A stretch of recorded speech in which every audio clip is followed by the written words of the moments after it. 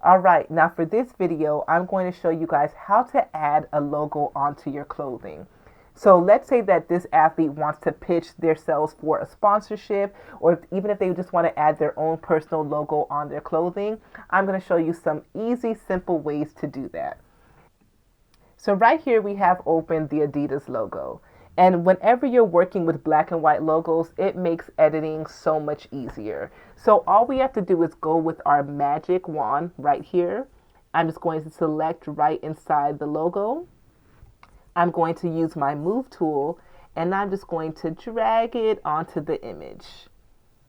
And as we see, it added a new layer.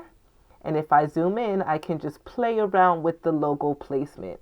Now again, whenever you're using the move tool, you want to make sure that this chain link is clicked so that any revisions you make on the sizing is going to stay proportionate.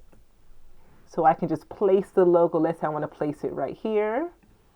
And then I can just zoom out. And I'm going to remove the transform control so we can see how it looks. And voila. And now another cool thing that you can do, because the logo is black, if you just want to invert it to make it white, all you have to do is hit Command I. And now we have a white version of the logo. Now again, we can play around with the logo placement. If we want to put it at the center of his chest, even if we want to make it a little bit bigger in the middle of his chest, here's a simple way to do that. And there you go. There's the simple way to put a logo on the clothes. Now, of course, if you want to be much more detailed, and let's say we want to put it on this side, but there's some wrinkles that are happening. Let's say right here.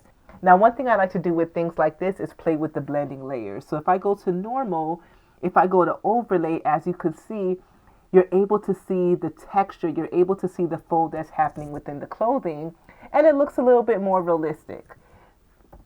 So let's say if I just want to play around with the placement a little bit more. There you go. And let's say if you want it to be still a little bit more saturated and more white, all you have to do is just drag that layer and make another layer on top of it. You can play with the opacity. But now you're able to see some of that texture of the shirt. So it kind of looks like it's actually inside the shirt and more like a screen print type of look. So that's it. That's a simple, basic way of adding a logo to your clothing. I hope that this video was helpful. Let me know if you have any questions in the comments, and I can't wait to see what you create.